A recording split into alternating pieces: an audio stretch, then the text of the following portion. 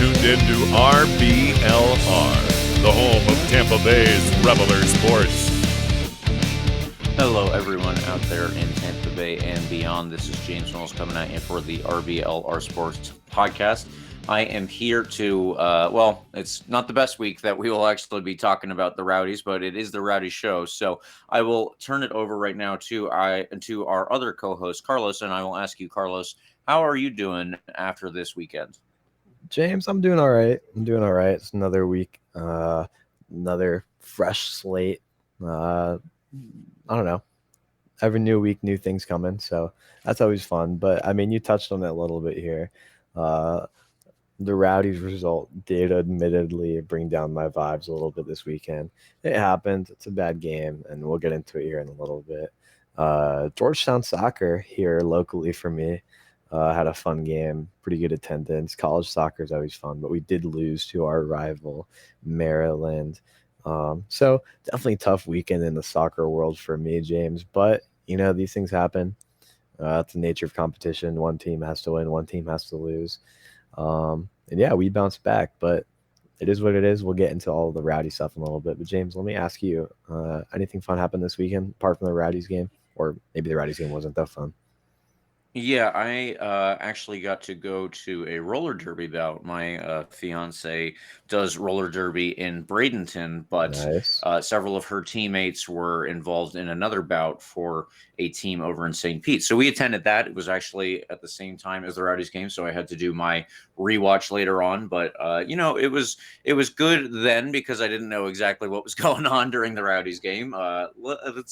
Let's stop beating around the bush, though, and get into that here, Carlos. Unfortunately, on Saturday, the Rowdies slumped to an unexpected loss to a scrappy Charleston. I don't know which one we want to go with, but that was not the best part of my weekend, obviously. Like last week, one major milestone was still hit during this game. We're going to cover that a little bit more, but obviously it is not the result that either of us wanted, and it is a result that gives neither you nor myself any points in our own standings, Carlos. So we sit where we were, and nobody advances. But we do have a chance coming up this week to bounce back, both as a team and as commentators of that team from afar. Still away from home this week against Detroit City. So we're going to have to see how that goes, obviously. We're going to preview that as well later on here. Before we do anything else, though, I want to say, listeners, please follow RBLR Sports on Instagram, Twitter, and Facebook at RBLR Sports. And please, of course, like and subscribe to our podcast on all major podcast platforms. Now, Carlos, let us get into it here.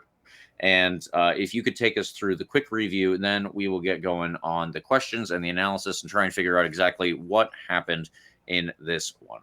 Of course. Yeah, let's jump into it here. So the Rowdies lined up with CJ Cochran in goal as per usual. Wyke, Scarlett, and Castellanos continuing his little streak of starts here, making up the main back three, as well as Antley and Guillen kind of wrapping up those wing back, outer fullback positions. Hilton and Etu made up the center midfielders. And then Sebastian Guenzatti played as the main striker with Leo and LaCava on the wings. We did predict most of Charleston's lineup -3, including, I think, the most important. James, you noted that there. Who was the most important guy that we missed here? Yeah, well, it unfortunately was the guy who scored 2 goals for Charleston Battery. It was Andrew Booth. He started up top and he scored those 2 goals, one in each half. And with that, it unfortunately overcame what was a historic goal from Sebastian Guenzatti. Right. Andrew Booth admittedly was a name that I did not even consider. I remember last weekend we were talking exclusively about Williams as the main threat. Yep. And while he did have one really, really good chance, I think it was in the 25th minute or so, CJ Cochran was able to shut that down. But as you said, Andrew Booth had the 2 goals to carry his Charleston Battery over the Tampa Bay Rowdies. And with that result, the Rowdies have now lost 3 in their last 5 games, winning the other 2 in these back-to-back weekends, these past couple of weeks at home. So these things happen. Tough result. I really don't even know, I guess, how to break it down, James. It was a messy game that, I mean, started obviously very well for us. Before I was even watching the game, I was actually watching. My girlfriend had a performance because she does ballroom dance. So I went to one of her performances and I got a notification on my phone that Sebastian Guenzatti opened the scoring for the Tampa Bay Rowdies. Uh, and if you've been listening to our episodes these past few weeks, I mean, you would know how much I've been wanting that to happen.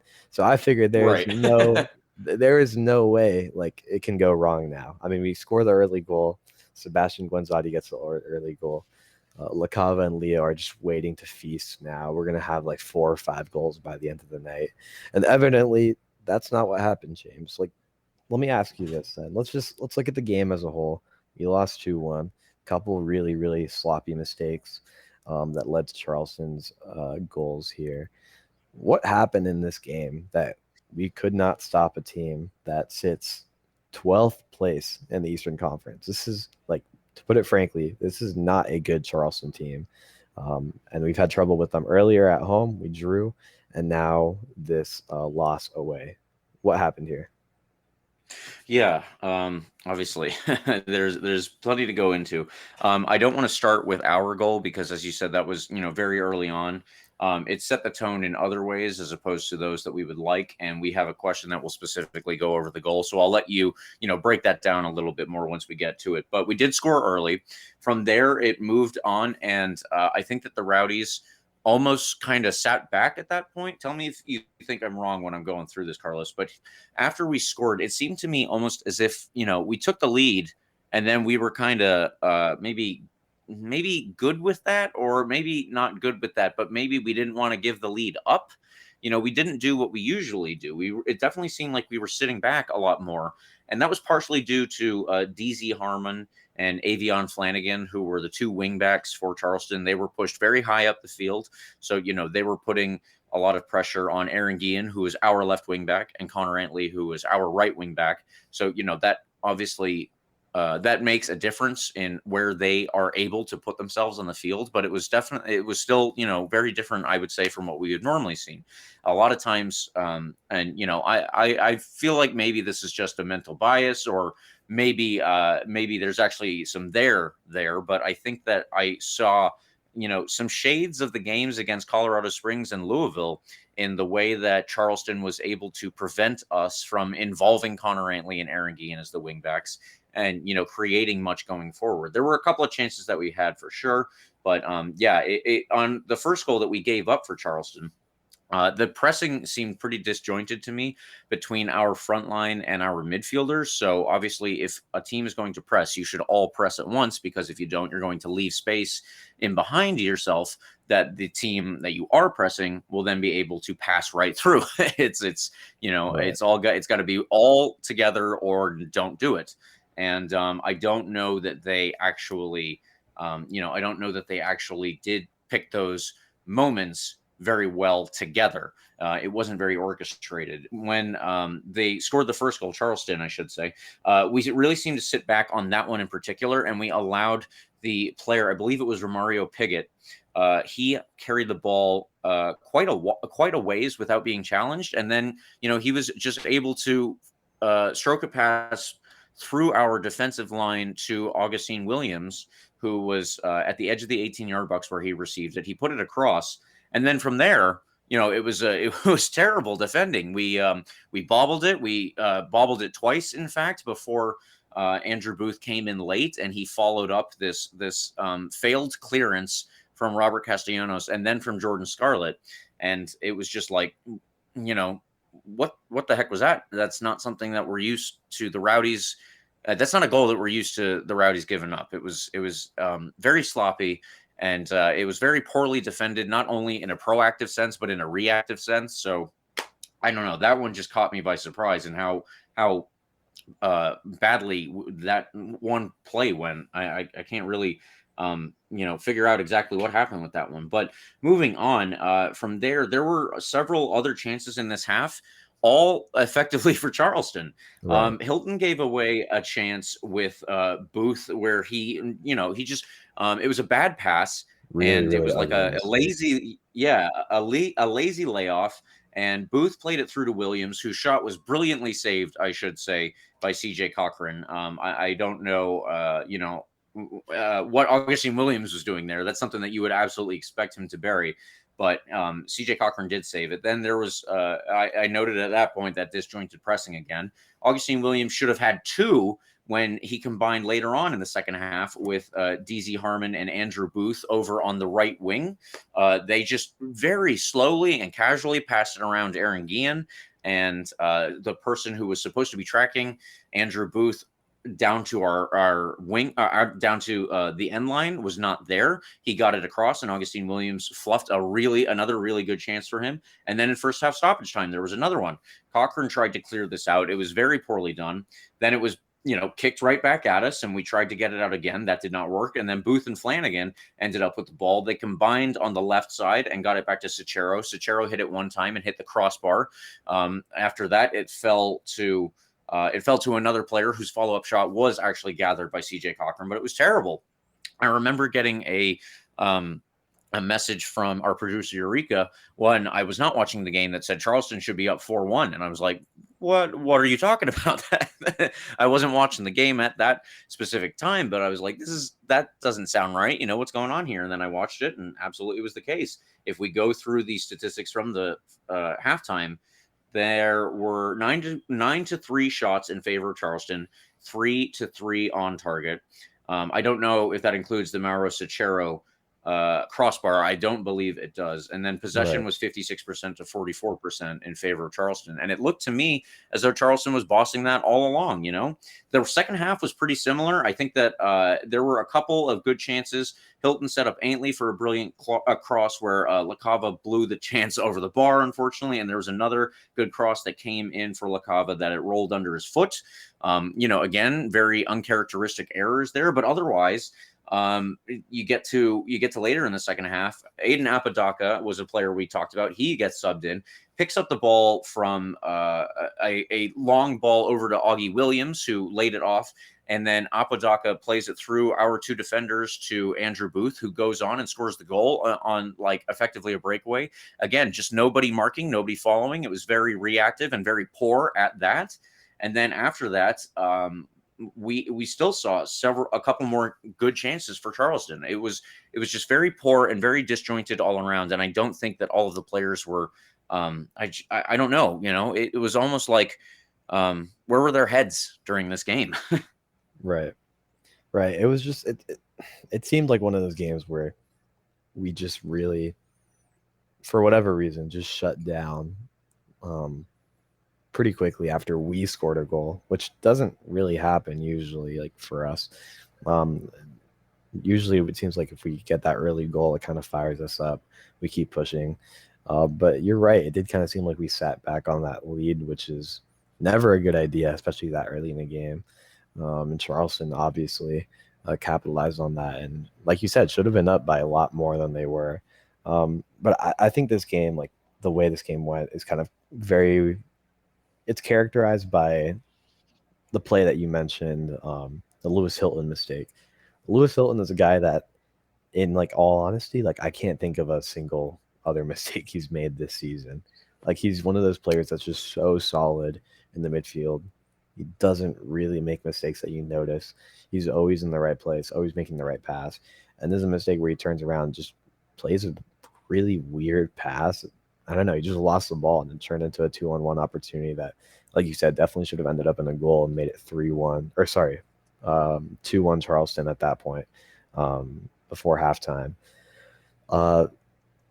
Robert Castellanos, like you said, on the first goal, really, really poor effort to clear the ball, and then Jordan Scarlett after. But I think I'd put the blame mostly on Castellanos in that goal. You have to just clear the ball better than that. You put it right back into the middle of the mixer there in the middle of the box. If you're a professional soccer player, I know it's easier to say from up here watching on the screen, but of course, that's the most fundamental thing you do as a defender. Just kick the ball away, just get rid of it.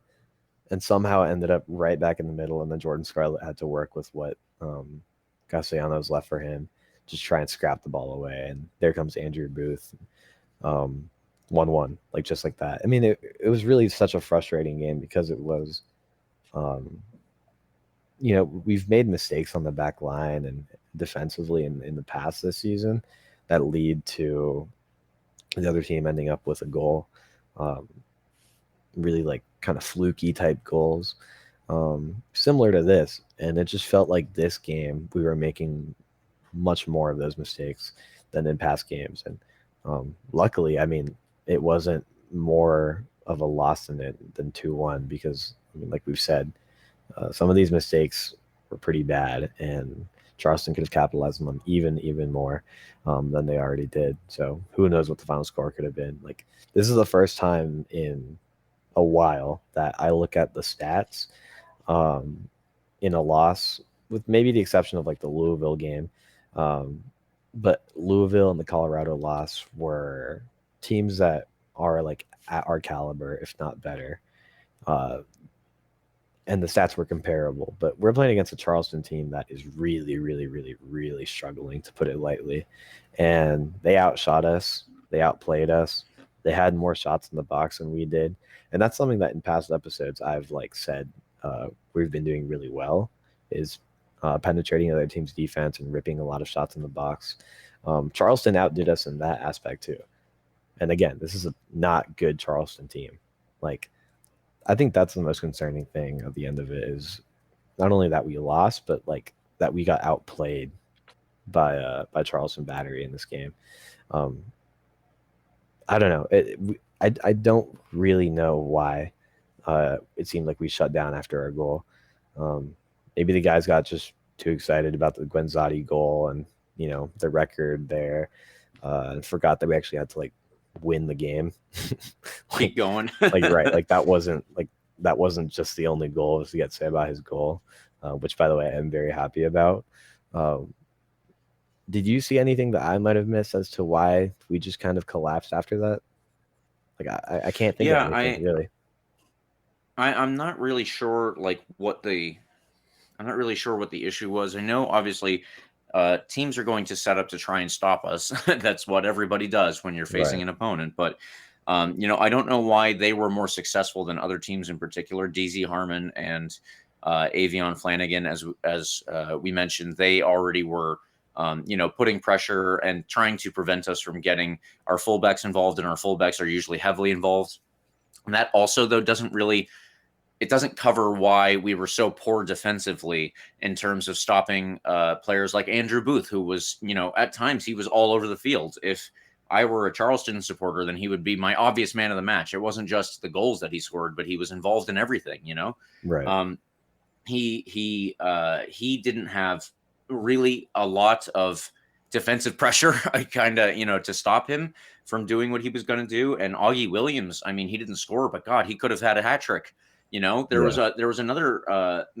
even another chance that was really late in the game where a bad pass from White was intercepted by Aiden Apodaca. He runs in on net with, acres of space in front of him. He cuts the ball back to Augie Williams, who misses it again, uncharacteristically there. But just like there are so many times that we were like Swiss cheese at the back. And I don't really have a great answer for that. One thing that, as you said, this seemed in some ways fundamentally different from those games recently against Colorado Springs and Louisville. But one thing that I would say there, Neil Collins, after the game, he said that he felt that we could have gotten a result out of this. And it's just the case with soccer being a low scoring game that, you can be played off the field, which, I would say that was closer to Colorado Springs than it was to this game. And you can still be pretty close to winning. He said that we probably deserve, or not winning, but, getting results. He said that we probably deserved a result after that game because we had that handball that was in the box in stoppage time, and we should have had a penalty. And, who knows if that's converted or not, but sure, we could have got a point out of that one. Similarly, because it's a low scoring game here, it's not necessarily that we were played off the field, I would say, in this game against Charleston, but we were definitely second best to everything. And even despite that, we could have gotten a result. But yeah, Sebastian Guenzatti took his his one goal. He also missed a very good chance shortly after that. Jake LaCava had two very good opportunities to try and bring us level. Lewis Tilton had one where it was off a corner and he was at the top of the box and he just skied the half volley that he attempted. So, it's certainly the case that we could have played our way into this game. But if you look at the balance of it, as you said, it was definitely all day was it for Charleston's benefit. Everything was going to that team. All the better chances, all the really good plays were created by Charleston. So I'm not entirely sure, why we were second best to everything. I think that we were definitely disjointed in our press, and we definitely did not work well in terms of stopping or applying our own pressure to their wingbacks. But that's something that we have to be prepared for, because obviously other teams are going to try to do that to us. That's what we're going to have to face every week. Right. And other much better teams than Charleston, which is what will be coming in the playoffs. And next week, too, against a very good Detroit team that's in good form. We'll get into that later. But, I mean, even just looking at Charleston's second goal, really, really quick in transition goal, it just seemed like I've said this before, like it's happened before that our guys on the back line, it takes them like a half-second delay to react to something.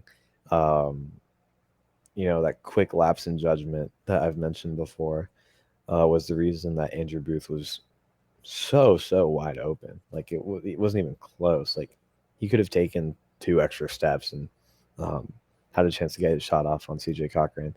I don't know what happened. Connor Antley just lost his man. Really, there was nobody else in the area, so it's like I can't even say he was playing conservative just in case it went wide and he would have had to go out there. But it was really just Andrew Booth, and he was so far away from him that I don't know. Like he really had all the time in the world to get that shot off, and eventually he did put that in the goal. It's these guys that don't often make too many mistakes were the reasons that we ended up losing the game. And Antley had a decent game too. I mean, if you look at Mob Hill, he's our our man of the match just based on the FOTMob rating. I'm not sure I agree with that, but he did have that really good assist for Guenzatti. But like you said, I mean, that goal just got totally overshadowed by the rest of the performance from the whole team. There really isn't one guy that you can point to and say that they had just an outstanding game and didn't have any help from anybody else, or there wasn't really one person where it's I can put all the blame on them. It really was just a slow game for this team. It happens. I mean, we have off games, but Neil Collins mentioned it in the recap I saw online on the Rowdies website. It's happened too often recently here. Like we mentioned earlier, it's 3 losses in the past 5 games after a really, really good streak where we were kind of cream of the crop, winning most of our games there in that crazy streak. But yeah, I mean, like I said, that's 3 losses in the last 5. 2 losses against very, very good teams, 1 loss against a, not so good team. With those 3 losses in those last 5 games, where are we trending, James? What's kind of the storyline there? We have 6 games to play. We come off this loss against Charleston, going away to Detroit next weekend. Where are we trending? Do you see good things coming, or are you sharing my bit of concern here coming off this result? I mean, I would definitely say that I'm feeling concerned after, I feel concerned after any loss because I think that's just natural for a fan. You want to see your team win every game, even if that's as close to impossible as it can be. But after this one in particular, I would say, Colorado Springs and Louisville City, those were losses that I don't think that we were. I think that they were deserved losses, both of them. But for whatever reason, the Rowdies were not particularly up those days. And I think that was readily apparent for anybody who was watching. We were not playing at our best. Maybe it was being away from home. Maybe that's one of the through lines here, is that all of those games were away. But I'm not entirely sure, the difference exactly with the mentality between those two games in this game, because a lot of times what you hear when a team does poorly against a lesser team is, something along the lines of, um, you kind of play up to your opponent, and similarly, you might play down to your opponent. So, maybe against a team like Charleston, you're like, well, this is going to be a cakewalk. It doesn't matter that we're away from home. They're not a good team. We're going to figure them out one way or another. We're going to get a goal. We're going to win it. And then ultimately you get complacent. You lose the game. I'm not sure that that's what happened here, I would say, but let's just use that as an example. But then you go back to Louisville City and Colorado Springs. Those are teams that you would play up to play against in that hypothetical situation. Nothing's as easy as, some pithy remark like that. But, we certainly didn't play up to Colorado Springs or Louisville City either. Those were both pretty, pretty,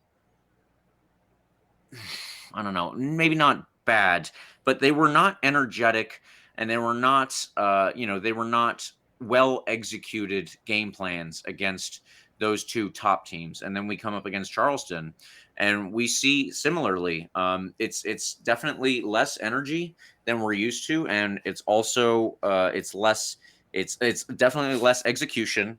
They did not do that very well in this past game, and outside of the bad execution, defensively and on the attacking side, I feel like it seemed like they weren't all in the game mentally. And that's, it's not, I don't want to say that that's like a huge accusation or something like that, because I can't even say that they were. I can't put myself in their headspace naturally. But yeah, right. It's just, it's very difficult to figure out what is going on there. It was definitely, there were huge lapses in concentration all over the field. And if you're not tuned in that you can cut those out, then I'm not sure where we go to figure out the problem. I would say there were a lot more individual mistakes than there were in the Colorado Springs and Louisville City losses, where it seems like the whole team was just, I think that at different points in the podcast after those games, we described those as off days.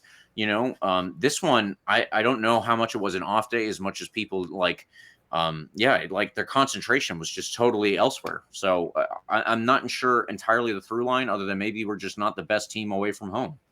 Sure. I will say I'll take away one positive from this. I'll go back to the Guenzatti goal here, as that, everybody's been looking for him to get back on the score sheet, to get the record going. Let me ask you this, James. Do you think that Seba's goal could be a positive sign of things to come here in these last 6 regular season games going into playoffs? Maybe we found, maybe he's starting to find a little bit of a rhythm and adding on to that kind of arsenal of offensive weapons that we have.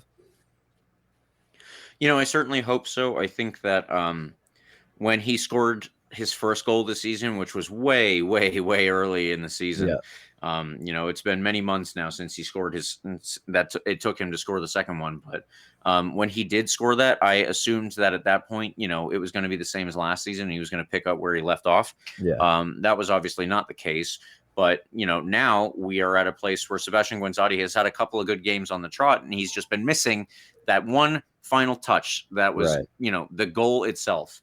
In the 6-1 game, he was close to scoring. The game before that, he effectively did score, but it was counted as an own goal. So, it was just difficult because there were very, very close circumstances for him, but he was still playing well. And now that he's playing well and he has a goal, you would hope that gives him the confidence that he needs to go on and probably get a couple more here and there, break the record, maybe at a home game, maybe in the playoffs, whatever. Maybe he even breaks the record and makes it a little bit wider so that it's harder for the next person to come along, whoever that might be. But yeah, I do think that it bodes well for us. I would like to see it bode well for the team. I would like to see his exploits, extend beyond what he's been doing recently, and maybe galvanize the rest of the team to, give him the platform to score some more goals the way that Connor Antley set up the assist, let's say. And, he did have a couple of other good crosses in there. So yeah, it's a possibility that it could get everybody going on the right page. I would definitely like to see that, and I would certainly like that for Sebastian Guenzatti, because he's a great player. He's a great guy. He is a Rowdies phenomenon at this point, and I would love for him to do everything that turns him into a legend. I don't know what more legendary thing you could do than being the all-time goal scorer. Yeah, totally. I don't have anything else to add there. I mean, like I said, I'm so happy for Guenzatti to finally get back on the score sheet. And I'm telling you, if he can find a little bit of a rhythm, and we can get back into form with Leo and LaCava firing in all cylinders, I mean, that offense is going to be scary. But I feel like I've been saying that most weeks. So I don't know. I'll hold out on my hope there to see if that actually works out. But hold on hope, Carlos. Yeah. The good thing about that, James, is that in the game of soccer, in sports in general, with the exception of, I guess, 6 games from now, there's always a next game. And we'll have another game to try that out and see if that can happen in Detroit next week. Before we get into that, James, my last question for you. 6 games left, some decent opponents coming up, and some not so decent opponents coming up. I think first place is slipping away. And I think I'll just put that out there before anybody, because I feel like a lot of us have been holding out hope that Louisville is going to drop some more points. Louisville's dropped a lot of points, not a lot, but they've dropped some pretty significant games recently. We just haven't had a chance to capitalize. I think they drew this weekend. They lost against Miami. They did. Yeah, and we just haven't, we didn't do our job this weekend. And I think this weekend kind of solidified that for me. Do you share the same view? Is first place kind of, out of reach here? Are we just locked in now on finishing in second above Memphis? That is the goal. I think that first place is probably out of our reach this season, unfortunately, because, as you said, Louisville has dropped points. If we were going to do it, this was going to be the time to do it. Unfortunately, this end of August, early September stretch has not been the best of the season for us. That was July. Right. But yeah, we were gonna, if we were gonna do it, it was gonna be now, because they have lost a couple of games. They have drawn more games than they're used to, and that is because they're in their stretch of the season that was similar to our April, where we had just way too many games to be able to, get us going properly. They are doing that right now, and that's why they can go away to Tulsa and get a draw and lose, as you said, to the Miami, and all of these results that they would not normally expect for themselves, especially on a season where they're doing so well. Yeah, I think that that's out of the reach of the Rowdies at this point. So what do we need next is we got to get second. We at least got to get second. We are currently not there, but yeah, second is where we need to be, in my opinion. For sure. And I've said this before. I mean, on kind of how the season has gone, Memphis is currently above us in second place. And we'll get into the table before we preview the Detroit game. But I do feel like we deserve to be above Memphis. I think we're the better team, and I think we've played better throughout the season. We've just had a couple of these tough stretches that are making the difference. I mean, we're only 1 point behind them. And, this game against Charleston, the other game against Charleston where we tied against them, and we definitely should have won. That was drop points too. Right. Those are points that come back to haunt us. Just really, really not great games. But I think you feel like at the overall season, I do feel like we deserve to at least finish in second above Memphis. It definitely feels like we've earned that. So we have 6 games left to do so. Plenty of space there. Just got to make it happen. So anyway, James, let's wrap up this review here, this coverage. Who is your man of the match? Well, my man of the match, I do like the shout for Connor Antley there. I think that Connor Antley was, well, you kind of look at it and you go by process of elimination almost, who did not have the most mistakes. Connor Antley did not have terribly many mistakes. He wasn't involved in a lot of the bad plays at the back.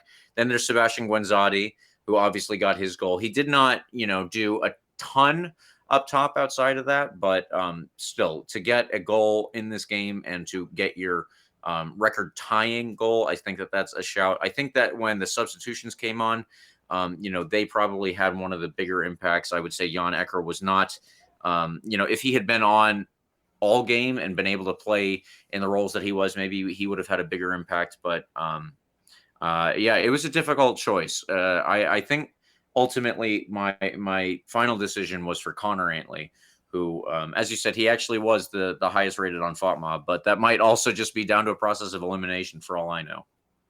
Sure. Yeah, the only reason I feel like I don't want to go with Connor Antley was because of that second goal for Charleston. I'm like, it's a really tough mistake and then, that's the Charleston go-ahead goal. I can't put all the blame on Antley because, it was just a very quick transition play and most of our back line got lost.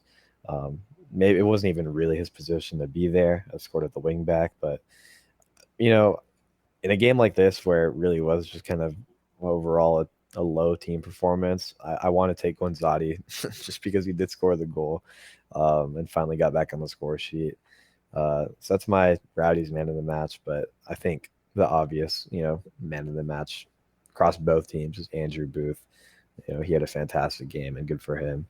But yeah, I'll take Guenzatti as my official Carlos RBLR Sports man of the match here, James. All right, well, that's where we'll leave it for this game. So let's do the standings update real quick, and then we will move on with the preview of the next game for the Rowdies. So with this loss, the Rowdies unfortunately now have dropped to third place, as we just said, sitting behind Louisville City and now Memphis again. Louisville City have 60 points from 29 games played, while Memphis have 55 from 28 games played. We have 54 points from our 28 games played, like I said, and then Pittsburgh Riverhounds and Birmingham Legion both officially qualified for the playoffs this past weekend. They have 52 points and 51 points respectively, both from 29 games played. Then you get into the last two playoff spots. The Miami and Detroit City round those out, and they should probably stay there is what it's looking like. If you go out to the West, only San Antonio have clinched a spot as of now with their 63 points from 28 games. Every single other team is still in contention for the playoffs, at least mathematically, out in the West. It is a chaotic situation out there, and it is nothing like what we're seeing in the East right now, which is more so about who's going to finish where in the playoff spots, right, as opposed to who's even going to be in the playoff spots. So if we go a little bit farther down below San Antonio, then San Diego and Colorado Springs have 52 points and 51 points respectively, each from 29 games played. Behind them are Sacramento, New Mexico, El Paso, and Las Vegas. They still remain in those playoff spots for now. But as I said, anybody in the West can qualify. So it's very interesting to see exactly what's going on out there. I don't know if that means that the West is more competitive overall, or if that it's worse overall. It's a weird situation. It's the Wild West, James. It's the Wild West. There's great stuff out there. There's been more games that, I've mentioned this earlier this year. The Western Conference has finally grabbed my attention. In full transparency, I don't think I ever watched like a Western Conference regular season game before this season. But it really is interesting out there, James. There's a lot going on. Yeah, I'm not entirely sure what to make of it at the time.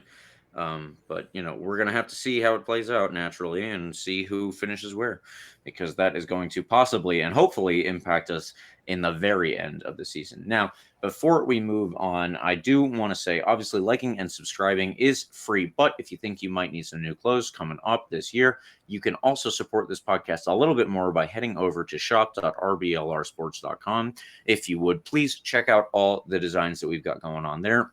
There will obviously be a link in the description, and we've got a promo code for your folks if you're listening.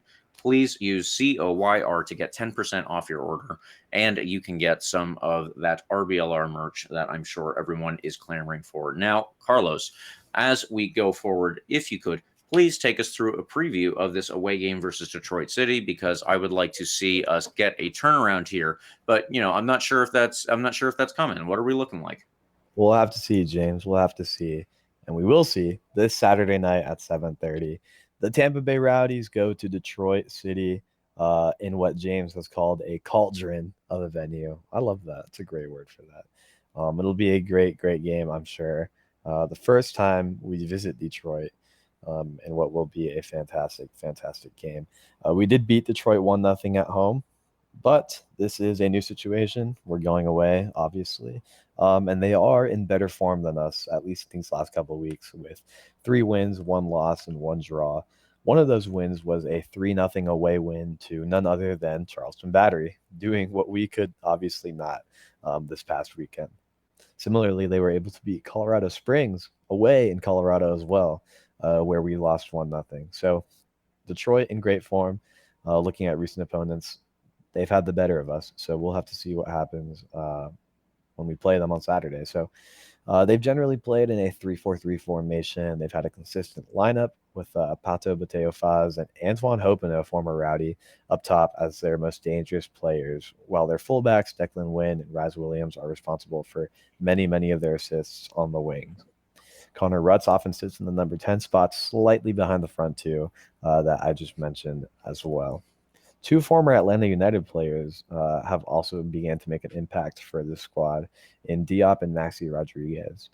Shutting down Detroit City's attack will, I think, as always, depend on how we impose our game on the other team.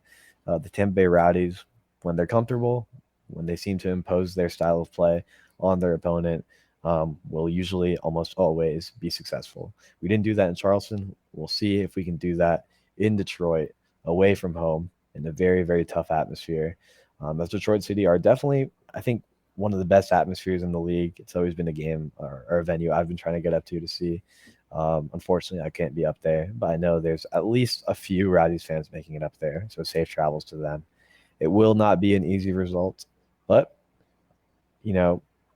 personally, James, we'll get into my prediction here in a second. I think we might be able to pull off at least, a draw here. One thing to note is that their regular keeper, Nate Steinwasser, who had a fantastic game when we played Detroit at home, missed last week's game due to personal reasons. Detroit went out to sign another keeper to back up their backup. It is a toss-up to see how this game will go, and I guess the only thing we can do is wait until Saturday. With that being said, James, how do you think this game is going to go? Yeah, I don't know. I think that if Nate Steinwasser is out again, I don't know what those personal reasons are that he missed the game. So maybe that impacts things. But, they did still win when he wasn't around. So it's not like he's the only thing that's holding that team together. How is this going to go? It depends on, what our preparation is going to be like, because we've prepared for away games like we did versus Phoenix. And hey, that turned out pretty well. And we prepared for away games like we did versus Charleston or Louisville City or Colorado Springs. And those did not go so well. So I'm not entirely sure. I think that, we're going to have a good enough situation in terms of the players available to us. It's not like we're going to have that many people out that we are used to seeing. This could be a total toss-up. This could go one way or another. In all honesty, if we want to get into the predictions, I think that at this point, I'm just going to go ahead and go with a prediction for a tie. I don't know what. Let me say 2-2 draw. 2-2 draw is what I'm thinking. But like I said, this could be, based on what we've seen recently, this could be absolutely anything. Right. I was actually leaning towards a draw as well, to be honest. I think we'll end up at a 1-1 draw. I want us to pull out a result. I want us to come out with a win. And I think it's very possible that we can do that. We've seen this team bounce back from a loss before. I think we can do it. I think we're a better team than Detroit. So if we can impose our game, like I mentioned earlier, if we can play our game, our style of play, get comfortable with that, I don't see why we wouldn't be able to come out with a win. But the reality is, after this past weekend, I can't be too confident. So I'm going to take a 1-1 draw. But I will say that Steinwasser being out, if he continues, to be out this weekend, I think that'll definitely help us at least slightly, because if I remember correctly, that game against Detroit at home, I actually mentioned Steinwasser as my man of the match because he was just standing on his head, and it was genuinely like one of the better goalies I've seen at Outlaying. So that'll be a pretty significant loss for them if he's out. But again, I have no clue if that'll be the case. And like you said, they did go to Colorado and win without him. So And Colorado does have a very, very potent offense. So, who knows? Maybe I'm totally misreading the situation, and this other goalie is even better than Steinwasser. But yeah, I'm going to take a 1-1 draw. Again, I think we can come out with a result. We can come out with a win, but just based off what I saw this weekend, I'm going to have to go with that. All right. Well, 2 draws are your predictions from the RBLR sports crew. Let's see if we can hopefully get a something that flies in the face of that and get an away win this time. Right. I We've would got love a to be lot of proven wrong.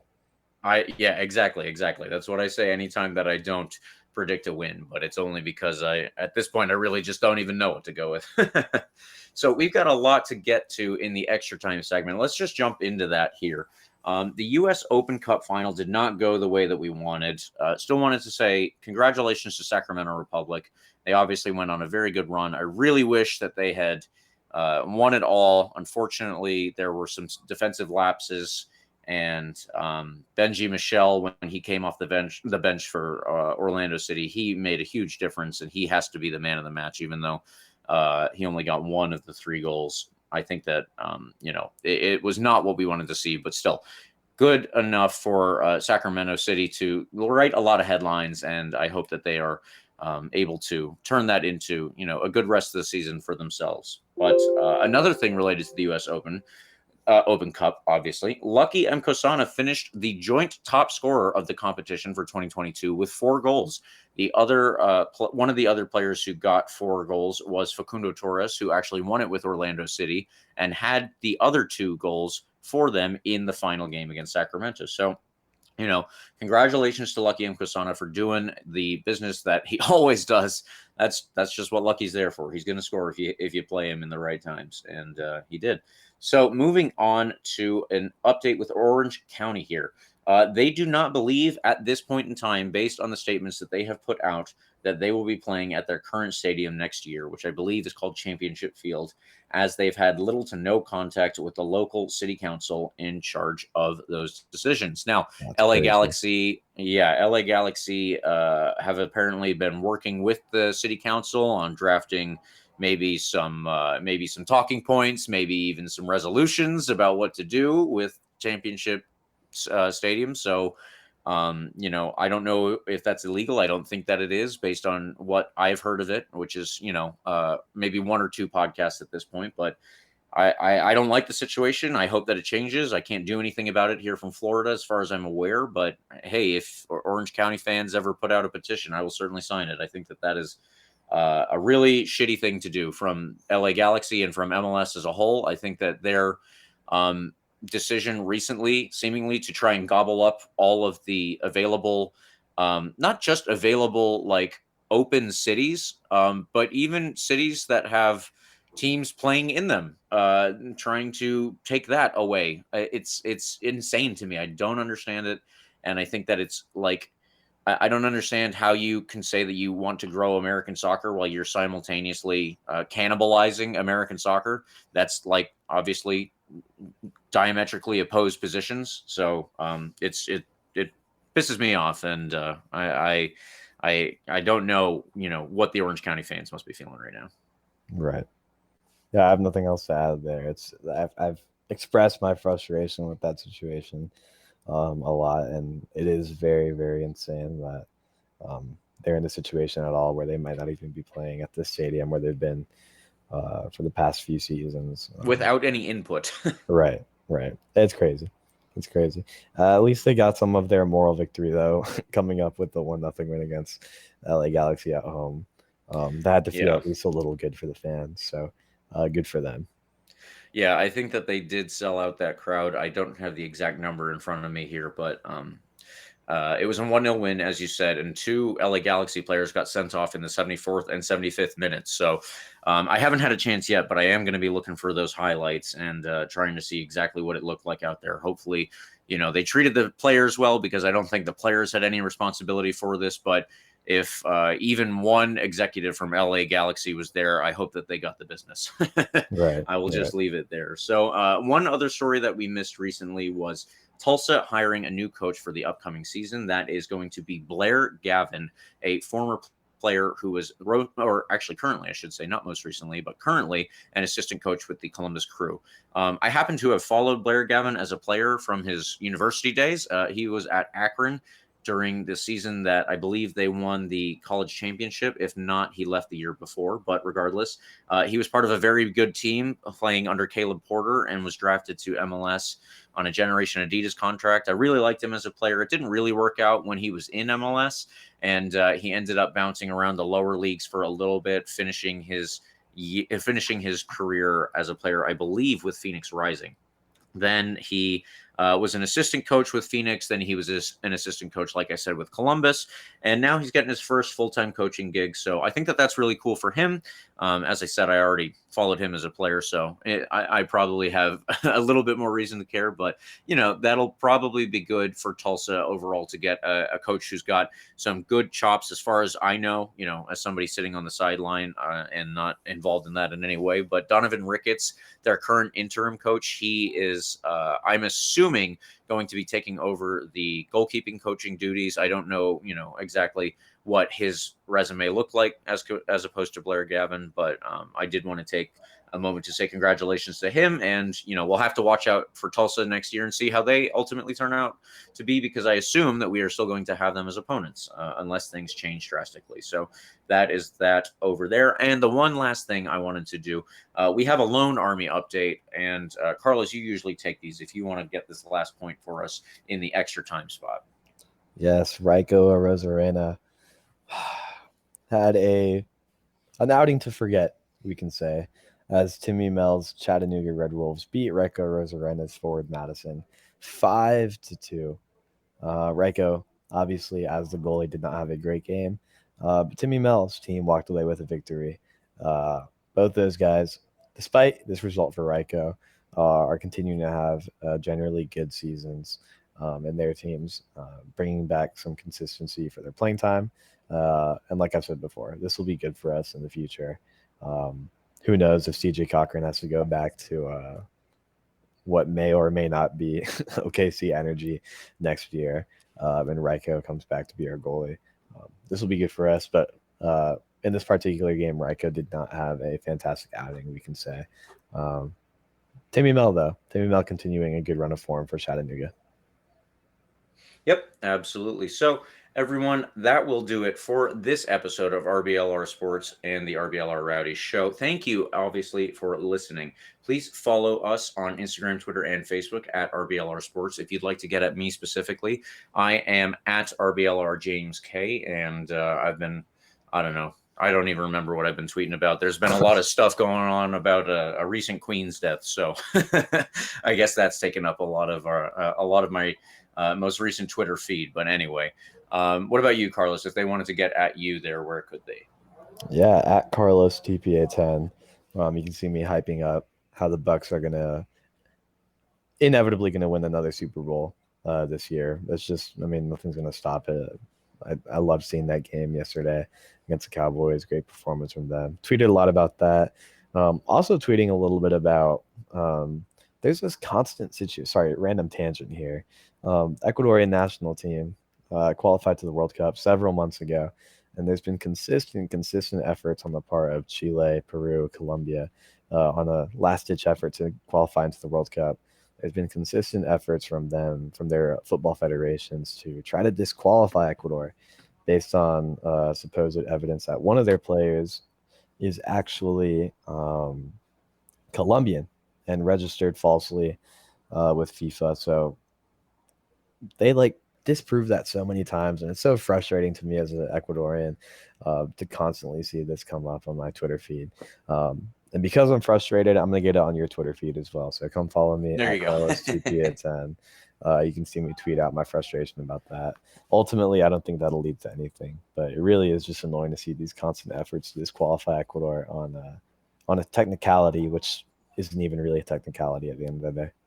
Yeah, that seems Really disingenuous on their part, but what are you going to do? Unfortunately, probably not a lot. If you do have any questions for us, maybe you want to know more about this situation, learn about the player involved and what Chile are up to, you can use the hashtag #AskRBLR. We will obviously get back at you with any questions that we get. Please do that and let us know what you're wondering about. Maybe it's related to the Rowdies. Maybe it's not. Maybe you want to ask the Rowdies fans or the Rowdies podcast what we think about the Bucks or the Lightning or whatever. We will toss out our opinions no matter what they are. So please get at us there. And also, finally, please like and subscribe to our podcast. We are on Spotify. We are on the iHeartRadio app, Apple and Google Podcasts. We're on YouTube and all other major podcast platforms. If you're listening to something, we are out there. So for another week where we have to get back in the right track, come on, you Rowdies. Thank you for tuning into this presentation by RBLR Sports. On your way out of the stadium, please remember to like and subscribe.